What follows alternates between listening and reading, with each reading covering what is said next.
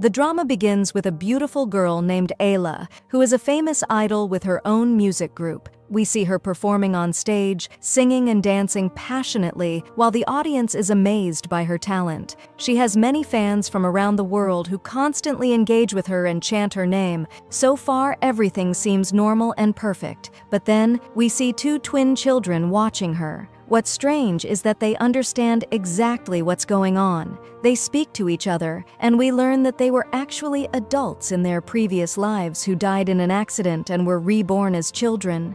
Even more surprising, they turn out to be Ayla's sons, and they remember everything from their past lives. Their nanny enters the room, surprised to see them enjoying the concert. She's relieved she can calm them down easily. Then she receives a message from Ayla saying she'll be home after the concert. When she tells the twins, they look at her in a way that makes her feel they actually understand her, even though they're still just toddlers. She finds their behavior strange, but doesn't know what to do about it. Ayla returns home and plays with her children. When she picks one up, the other starts crying, so she ends up carrying both. The twins are overjoyed that their favorite idol, the one they've always admired, is actually their mother. Later, Ayla's manager arrives, and she asks if she can bring the children to her concert the next day. He refuses, saying she's a famous idol and no one should even know she's a mother, especially since no one knows who the father is, and Ayla refuses to say. She then remembers her past, how her lover abandoned her when he found out she was pregnant with twins. She decided to raise them alone and promised herself she'd become a star while also being a good mother. Years pass, and her group becomes the most famous in the world. She secretly raises her children, hiding the fact that she's their mom. One day, while training and dancing with them, her manager walks in with a new job offer, a leading role in a movie. She happily accepts, but learns that filming will be far away, so she decides to bring her children along. The next day, they all ride in a car to the filming location. The kids are excited to be with her. The nanny warns them not to tell anyone that Ayla is their mother and to pretend she is their mom instead, otherwise it could cause problems. The kids agree. At the filming site, the director welcomes Ayla but is surprised by how much the kids resemble her. He grows suspicious and goes to talk to one of the boys named Akwo.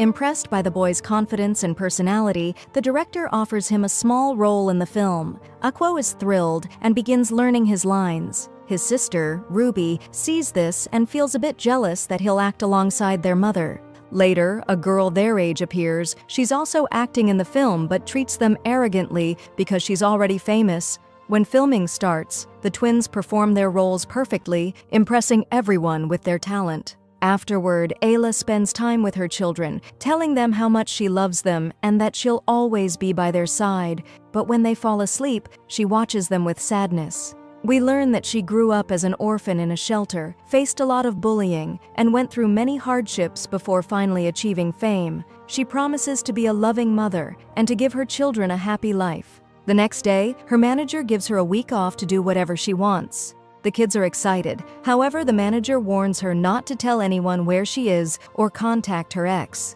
Ayla reassures him, joking that she's not a plane to just fly off, but after he leaves, she secretly calls her ex, tells him their kids have grown up, and asks him to come see them. He refuses and hangs up on her. At night, Ayla watches her children as they sleep. She feels heartbroken because they don't know who their real father is. At the same time, we see one of her fans, but it becomes clear that he's mentally unstable. He manages to track down her location. He's furious because he just found out she has children and that she's been hiding it from the public all this time. The next morning, Ayla wakes up and goes to open the door, and to her shock, the unstable fan is standing there with flowers. As soon as he sees her, he suddenly stabs her in the stomach. He yells at her, "You're a liar! You deceived your fans and betrayed those who loved you. I have to fix your mistake myself." She apologizes to him and looks at him with a smile, saying, "I did this because I wanted to make my fans happy." When she focuses on his face, she says, "I know you. You always attend my concerts wearing a red cap."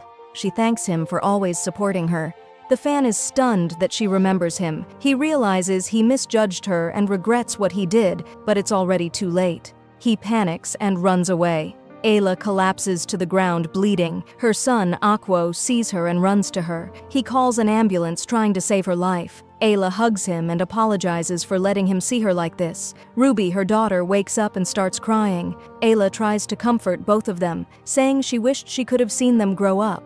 She asks them to follow their dreams. She cries because she knows she's leaving them behind. The last thing she tells them is that she loves them. Sadly, she dies. Her children are devastated, crying uncontrollably as they feel helpless. The police arrive and take over. The next day, the news spreads everywhere. Ayla, the famous idol, has died. The real shock comes when everyone learns she was killed by one of her own fans. The police later find the fan's body. He had taken his own life out of guilt. Later, her children watch a video Ayla had recorded the day they were born. In it, she says they are the most precious thing in her life. The day of her funeral comes. Ruby is heartbroken and crying uncontrollably for her mother. Akwo, however, stays quiet. It's clear his mind is elsewhere. He gets in a car and drives off. Outside, he sees Ayla's fans holding flowers and crying. He's surprised they found out about the funeral, since it was held in secret and no one knew where they lived. He starts to suspect that someone leaked their location. Just like the unstable fan had somehow learned the hotel address they were staying at. He suspects a betrayal, but still trusts their manager and nanny. Then he remembers Ayla calling her ex and telling him the address so he could come see his children. He becomes certain that this ex, their real father, was the one who leaked the information and was behind it all. Akwo starts putting the pieces together and becomes convinced that his father was the reason his mother and idol died. He vows to find out who he is and take revenge. 10 years pass. Akwo is now a handsome young man working as an actor, but he's never forgotten his mission. He's still searching for his real father to avenge Ayla's death. On the other side, Ruby also remembers her past, dancing with her mother, who noticed her talent early on and taught her everything. They trained together every day. Back in the present, Ruby decides to follow in her mother's footsteps and become a famous idol too. She applies to a talent competition. She dances and sings using the same moves her mother taught her. The judges are impressed and notice her resemblance to Ayla. They ask if she knows her, but she doesn't reveal the truth. She just says, "She's my role model and I want to be like her." When she comes out, Akwo is waiting for her. He tells her to focus on her studies, but she refuses and insists on chasing her dream. They return home together, but Akwo then secretly contacts the competition judges, pretending to be her father. He asks them to reject Ruby, saying she applied without his permission. Their nanny overhears the call and asks him why he's doing this. She pleads with him to let her follow her dream, but he refuses, saying, "I'm protecting her. I don't want her to end up like our mother." He walks away and locks himself in his room. There, he continues working on his plan, collecting information about people who were close to Ayla, convinced that one of them must be his father.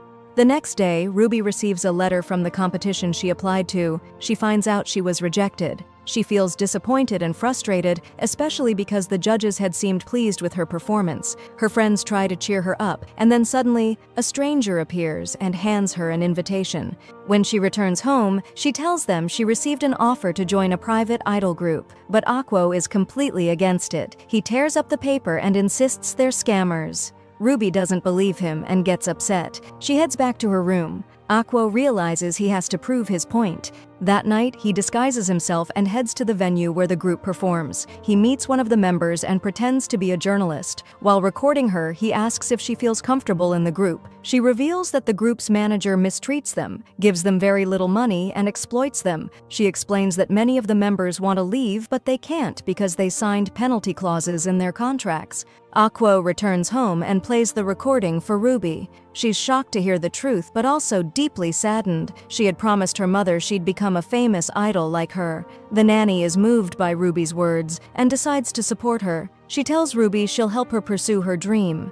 Together, they go to the old practice studio Ayla used to train in. They begin cleaning it up so Ruby can use it for training. Meanwhile, Akwo visits the director who worked on his mother's final film before she died. The director offers Akwo a role, telling him he's been talented since he was young. But Akwo refuses, saying he has a goal to achieve and can't be distracted by acting yet. He must first find his father and take revenge for his mother's death. The director doesn't understand what he means. After Aquo leaves, the director opens his safe and takes out 2 envelopes. Ones Ayla had left behind. She had asked the director to give them to her children when they turned 20 so they could finally learn the truth about their father. A week later, school starts. Ruby is excited because she got into an arts school. She heads there with Aquo, who's not as enthusiastic. He only enrolled to keep an eye on her. At the end of the day, he asks if she made any friends, but she replies sadly that she hasn't. She explains that everyone there is already famous. Some are actors with followers, others are singers and idols, and she's the only one who's done nothing yet. Suddenly, as they're walking, a girl spots Aquo and calls out his name. He's surprised. How does she know him? She reminds him that they acted together in a film when they were kids. Her name is Jenny. She's thrilled to see him again and asks why he stopped acting despite his obvious talent. He avoids answering and walks away, but she follows him, spying on him until he enters the director's house. She sneaks in after him and is surprised to see him again. She reminds him of the movie they did together as children, and he remembers how, after filming, she cried and asked to redo a scene because Aquo had outperformed her. Jenny is embarrassed and challenges Aquo to act again. She wants to prove she's better than him now. She tells him she's starring in a new movie and invites him to act alongside her. At first, he refuses, but when he hears the name of the film's producer, he realizes it's someone who used to be close to his mother. That changes everything. He agrees to join the project. Back home, Aquo starts memorizing his lines. Ruby sees him and gets upset. She says, "I've been trying for so long to become an actress and I still haven't made it. You don't even want it, and yet opportunity just comes to you." Aquo explains it's only a small role and asks her to let him focus. Once he finishes, he heads to the filming studio. There, he watches the movie's lead actor in a scene and realizes the guy can't act at all. He clearly got the role through connections. Aquo talks to Jenny and asks why she agreed to act with someone like that. She confesses that ever since she grew up, she hasn't been getting any roles. She accepted this movie just to get back into the spotlight, even if it meant working with someone untalented. She begs Aquo to help her make the film a success however they can. He's moved by her honesty and agrees. But later, he sees the producer smoking and secretly takes the cigarette to do a DNA test. He wants to find out if this man is his father. After completing the task he came for, Aquo keeps his promise to Jenny and does his role. However, during filming, he starts provoking the lead actor, saying lines that aren't in the script and bullying him on set. The director notices the tension, but he doesn't stop the filming. Aquo's plan works. The lead actor loses his temper and punches him. Jenny also starts acting her scene with deep, genuine emotions. As a result, the scene turns out brilliantly because it looks so real. Everyone on set is impressed and amazed by their talent, applauding them enthusiastically. All of this was made possible thanks to Aquo's performance. Jenny keeps staring at him, feeling like she's falling for him. The news spreads quickly, and everyone starts talking about Jenny's incredible acting.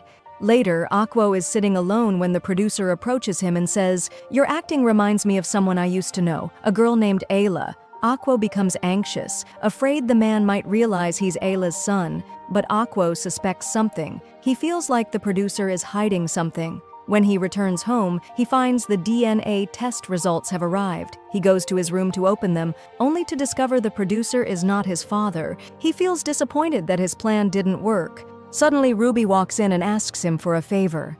The next day, Aquo sends a message to Jenny asking to meet her after school. Jenny gets excited, thinking he might have feelings for her. She goes to the meeting spot, but when she arrives, she's surprised to find Ruby there instead. Ruby explains that she's the one who wants to talk. She asks Jenny to join her idol group. Jenny declines, saying she doesn't have the time. Ruby tries to convince her, saying she's talented and popular. Aquo steps in, hyping Jenny up, saying things like, "You're beautiful, and the group would definitely succeed with you." Jenny's heart skips a beat, and her eyes light up with excitement. She agrees in less than a second. She goes home with them and signs the contract. Aquo is relieved to know his sister is safe now that Jenny is with her. Suddenly, he receives a call. It's the producer offering him a role in a new show. The producer tells him, "If you accept, I'll give you important information about Ayla." Aquo is shocked and agrees.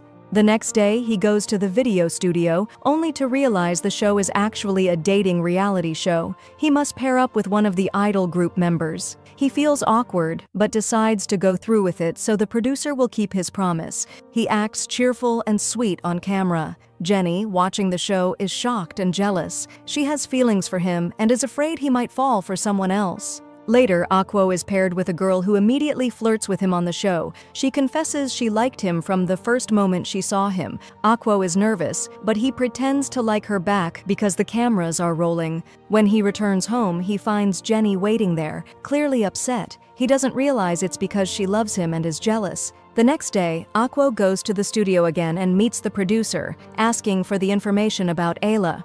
But the producer refuses, saying, "You'll get everything after the show ends."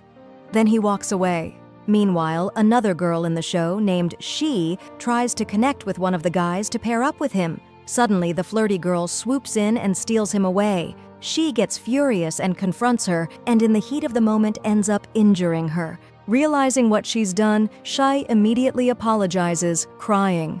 But the flirty girl plays the role of the kind, forgiving one, hugging Shai and pretending to be sweet to gain public sympathy. Her plan works perfectly. She becomes even more famous and gains a large fan base. Meanwhile, people online start bullying and insulting She, turning against her and painting her as the villain. At school, She hears her classmates gossiping cruelly about her. Hurt and humiliated, she leaves in tears.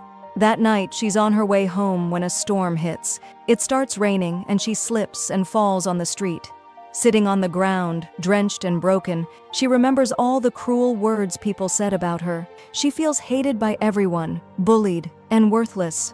Crying, she decides she wants to escape from it all. She walks to a bridge, closes her eyes, and prepares to jump. But just in time, Aquo arrives. He runs toward her, grabs her before she can do anything, and saves her life. He holds her tightly, trying to comfort her and ease her pain. Aquo takes Shia with him to the studio, and there she's surprised to find that the rest of the group is waiting for her. She's even more shocked to realize that they genuinely care about her and are worried. Overwhelmed with happiness, she thanks them and considers quitting the show. But Aquo convinces her to stay and promises to help fix her image in front of the public. The next day, he starts working on her confidence. He takes her and the rest of the team out so they can bond and understand each other better. They go to the beach, play games, take pictures, and enjoy themselves. They even celebrate her birthday together, give her gifts, sing, and dance like one big, happy family. Aquo succeeds in turning her from a lonely outcast into a social, loved person. Her story goes viral. Photos and videos spread online, and people start liking her. She becomes more popular and gains lots of followers. Shia is touched by what Aquo did for her and starts to develop feelings for him. She asks him what kind of girl he dreams of being with. Aquo immediately thinks of Ayla and begins to describe her, how beautiful and kind she was, how her smile gave him hope in life. Shia starts to realize he's talking about the late singer Ayla, though she doesn't know she was his mother. That night, she decides to imitate Ayla. She looks at pictures and watches her concert videos, trying to embody her personality. The next day, the group gathers again for filming. Shia stands in front of the sun and laughs from her heart. Aquo is stunned when he sees her. His heart beats faster because she reminds him so much of Ayla. He keeps staring at her. Shia is thrilled that she got his attention and asks him to go out with her. He agrees. They sit by the sea and talk about Ayla. She says it felt like Ayla sang from the heart, like she had someone she deeply loved, probably a child, and that her children were her whole life. Aquo is taken aback by her insight and is moved by her words. That night, he looks through old photos and memories of Ayla, feeling her absence deeply. The next day, Jenny goes to school and hears the students gossiping that Aquo might be dating Shia. She feels jealous because she has feelings for him. Suddenly, Aquo shows up and tells her it's all just acting. Then he asks her out after school. She thinks it's a date and gets excited. She joins him right away but is surprised when he takes her to a sports field. They play the sport he used to play with his mother. Jenny feels disappointed. He treats her like a sister, but she doesn't mind too much. She's just happy to be close to him. The day comes to film the final episode. Everyone is excited. Aquo decides to surprise the audience. He publicly confesses his feelings to Shia and hugs her. Jenny watches the episode, and even though she knows it's just acting, she feels heartbroken and cries. The next day, Akwo meets the producer. The producer thanks him for the successful show, which got high viewership, and promises to fulfill his promise. They agree to meet the next day so Akwo can learn who Ayla truly loved. Later, Shia talks to Akwo. She asks if their relationship will continue after the show ends. Akwo honestly tells her he doesn't love her. It was all acting. He offers to continue pretending until the public forgets. Shia feels sad because she liked him, but she respects his honesty and thanks him. The team then says goodbye, and everyone goes their separate ways.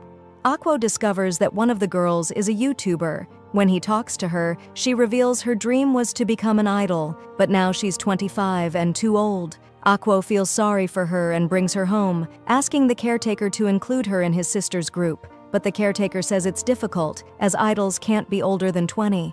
They ask the YouTuber why she didn't pursue her dream earlier. She shares her story. When she was young, she took dance and singing lessons. But one day, her mother got sick and was hospitalized. She had to quit her lessons and work during the day while caring for her mother at night, since no one else was there. By the time her mother got better, she was too old to debut as an idol, so she started a YouTube channel instead. Everyone is moved by her story. They decide to like and subscribe to her channel and even activate notifications. Ruby is touched and agrees to let her join the group, helping her achieve her dream. The YouTuber is overjoyed and thanks her. The three of them go to shoot an ad for the idol group, excited and full of hope. That night, Akwo goes to meet Shia, and they take photos together to post online so people will think they're still a couple. Jenny sees the pictures and believes the relationship is real. She feels hurt and goes off alone. When Akwo returns, he sees Jenny and asks what's wrong. She refuses to answer and tells him not to talk to her. She walks away and returns to the idol group. There she finds Ruby and the YouTuber fighting. Each wants to be the leader of the group. They discuss it and finally agree that Jenny should be the leader. They go and ask her, but she refuses because she doesn't believe in herself. She walks off and sits alone, thinking hard. Akwo sees her and tries to offer her some water, but she refuses to take it. She keeps treating him coldly, leaving him confused by her behavior. He asks her why she's acting that way. She decides to confront him about confessing his feelings to Shia, but he just walks away, goes into his room, and falls asleep from exhaustion.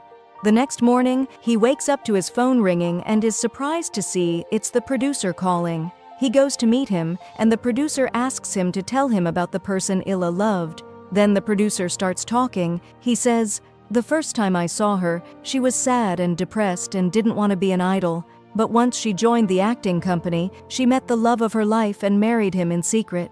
When she came back, she was full of hope for life." Aiko is surprised by what he hears, but starts to believe it's true because the timing matches. It was during that period that she got pregnant. However, he still doesn't know who her husband was. Suddenly, a man walks in, a friend of the producer who works as a scriptwriter. Aiko notices that the man looks a bit like him, and he feels a strange familiarity, but he doesn't think too much of it and heads home. He starts thinking of a new plan. He decides to join the acting company to try to find out who his father is. Meanwhile, Ruby and her team start training to achieve their dream and prepare for their first concert. But Jenny isn't excited. As an actress, she feels she's not as talented in singing and dancing as the others. She sits alone, thinking, and Aiko sees her. He tries to talk to her and gives her some encouragement, telling her, "I'm sure you'll succeed." He tells her he'll come to watch her perform to motivate her. Then he leaves.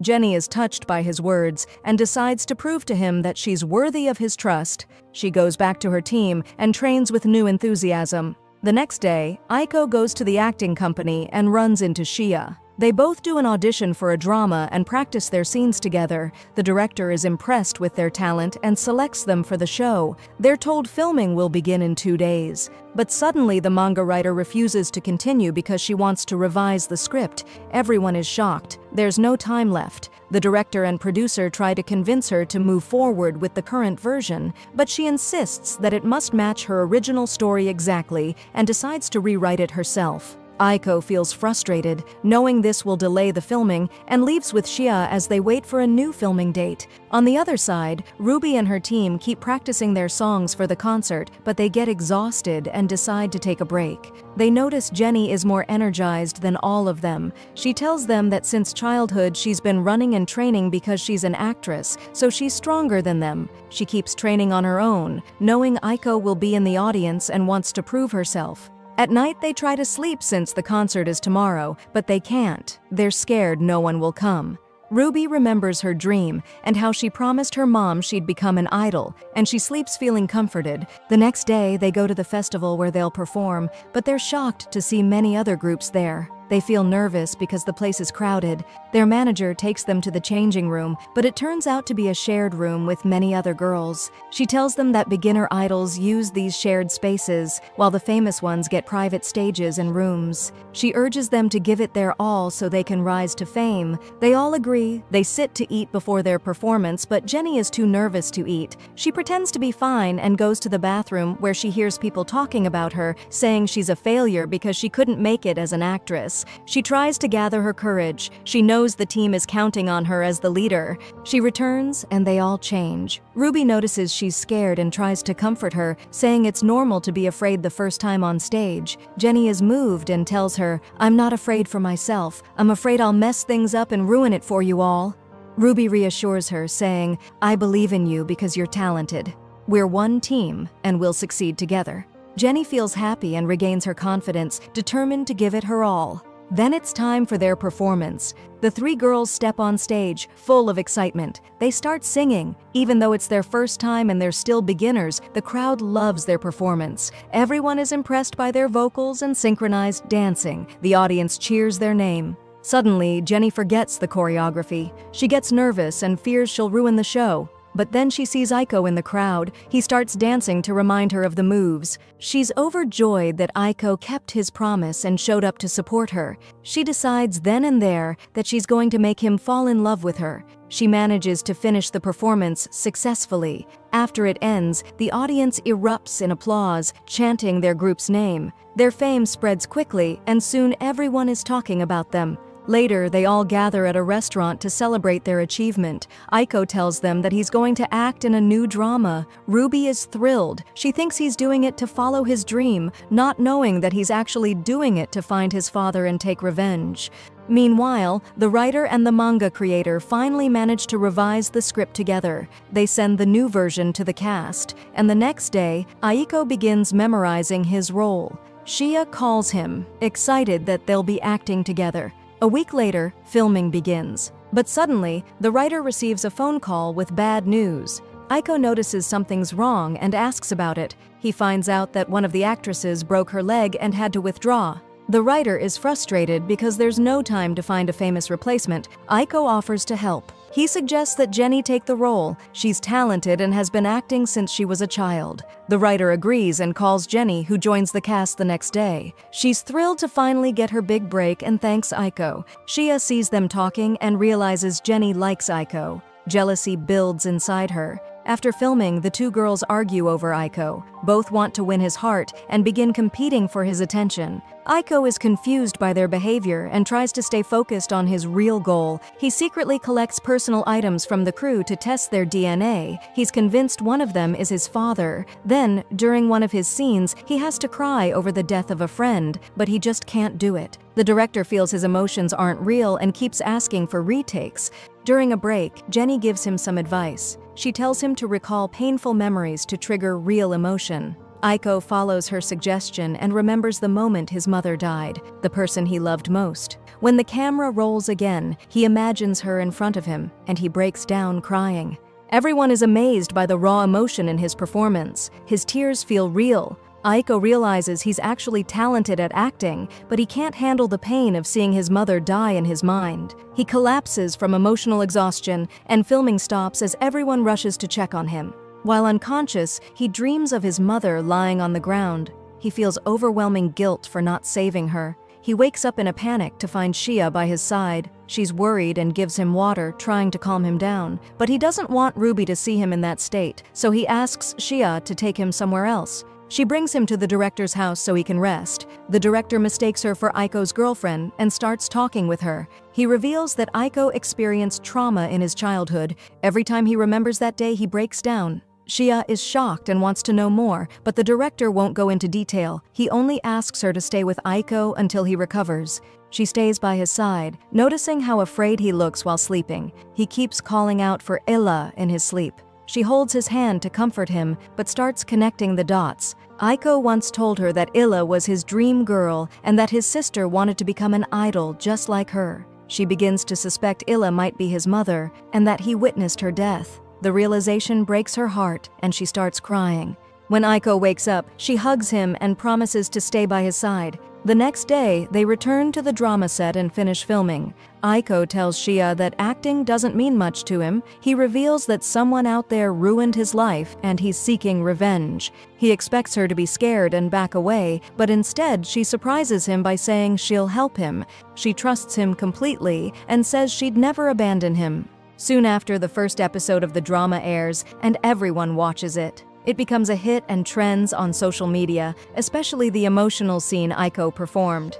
Back at the studio, Jenny gets jealous. She throws shade at Shia, telling her, "I'm more famous than you, and your acting isn't even that good." She pulls out an old magazine featuring herself as a child star and accuses Shia of copying her acting style. Jenny tries to prove she's the better actress, and she does. She nails her scene, embodying the character so well that everyone is impressed. The drama's views soar, and it becomes a top trend on every platform. Later that day, when Jenny returns home, Ruby and the YouTuber visit to congratulate her. Their caretaker surprises them with a big announcement. She's decided to create a new song and dance just for Jenny. However, they're waiting for the composer to approve it. Ruby is excited and can't wait. She decides to go meet the composer herself. She barges into his meeting and pleads with him to compose the song quickly. She's determined to achieve her dream and become a famous idol. The composer is inspired by her passion and cancels everything to work on her song immediately.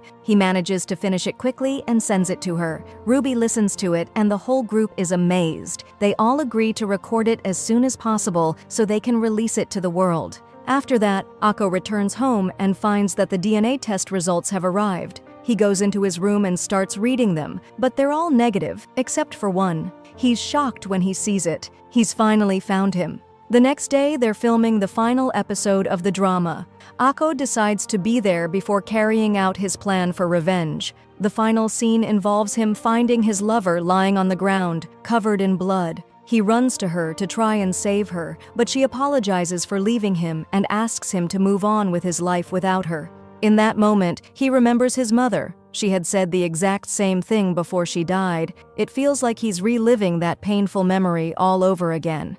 He breaks down crying, calling out to her. Everyone on set is deeply moved by his performance, unable to believe how real and powerful it is. What they don't know is that he's truly grieving. Those tears are real. After filming ends, he goes to meet an older actor who played the lead role. He asks to talk to him and shows him the DNA results. It turns out they are half-brothers, sharing the same father. Aiko asks him to tell him who their father is. The actor is surprised and takes him home to talk. There, he asks Aiko for his mother's name, but Aiko refuses to say. The actor tells him that their father was also an actor, but a failed one. He died with lots of debt and had many relationships, deceiving women and using them for fun. That's why he ended up hating him. Aiko is shocked by what he hears and leaves feeling disappointed. His plan for revenge has collapsed. When he gets back home, he finds Ruby waiting for him, worried. She asks where he was all night, but he lies and tells her he stayed at the director's house. He goes into his room and looks at his mother's photo, remembering their moments together. He decides to let go of revenge and start a new chapter in his life. The final episode of the drama airs the next day, becomes a massive hit, and trends everywhere. Afterwards, Ruby and her team gather at home and plan a trip where they'll also record their new song. Jenny suggests Aiko come along to relax, and he likes the idea, but decides to bring Shia too. Jenny gets jealous and says, "Wish you'd invited me like that." The next day, they head to the airport. Shia arrives just in time, and the team welcomes her, except for Jenny, who clearly doesn't like her because she's jealous over Aiko. Jenny gets upset when she sees Ruby joking around with Shia. She still thinks Shia is engaged to her brother. She leaves, visibly annoyed. Akko follows her and calms her down, telling her that he plans to reveal the truth soon, that he and Shia are not in a relationship and there's nothing between them. She's happy to hear that and goes back with him. They board the plane and travel to the city where they'll be filming. The director is waiting for them, and although they're tired and hungry, she says there's no time to rest. She takes them straight to work. Akko and Shia walk around the city together. He tells her he and his sister were born here and takes her to his old house. He shows it to her but doesn't say anything about his past.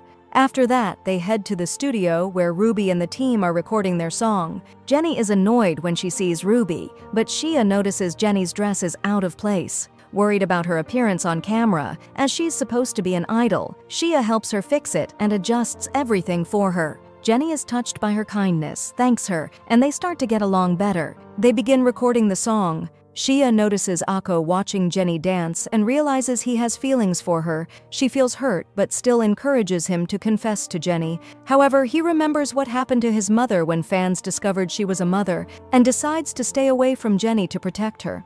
After finishing her recording, Ruby asks Shia to go for a walk. Shia is surprised but agrees. On the way, Ruby confesses that she's in love with a much older doctor, the one who inspired her to become a famous idol. But he suddenly disappeared, and she never knew where he went. She hopes that if her song becomes famous, he'll see it and return to her.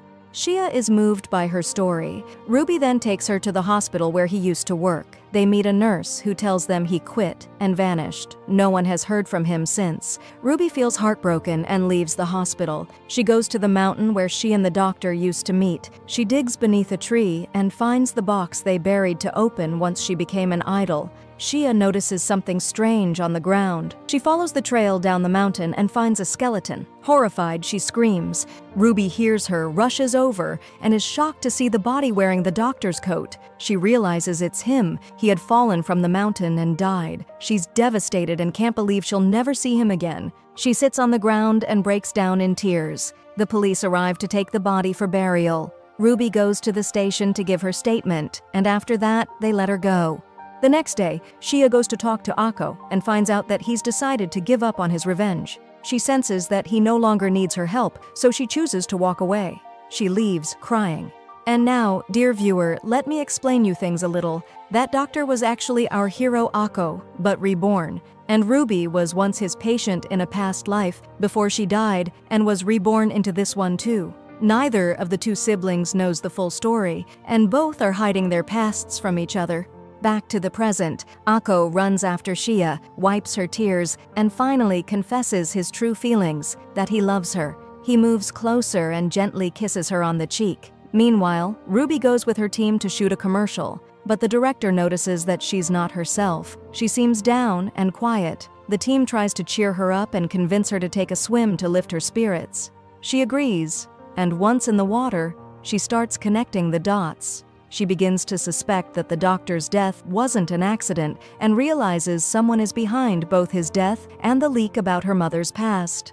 The next day, they return to the city. Ruby visits her mother's grave and promises her that she'll take revenge on the real criminal. But after she leaves, a mysterious figure, his face hidden, appears at the grave and laughs. We realize he's the true culprit. Later, Ruby returns home and watches the music video they made with her team. The YouTuber on their team decides to upload it to her channel. Jenny tries to talk to Akko but notices he's starting to ignore her. She figures out that he's now in a relationship with Shia, which breaks her heart and leaves her in tears. The YouTuber notices how upset she is and tries to comfort her. She decides to help by going to Akko and asking him to treat Jenny kindly. He tells her that he's keeping his distance out of fear, for Jenny's sake. Since she's becoming an idol, if fans find out about a relationship, it could bring her harm. The YouTuber understands and realizes he's right. The next day, she posts the music video, and to everyone's surprise, it becomes a huge hit. The video racks up millions of views and goes viral across social media. Thanks to that, Ruby and her team become famous, transforming from unknown girls into beloved idols. But despite their success, the YouTuber notices that the group doesn't seem as happy as she is.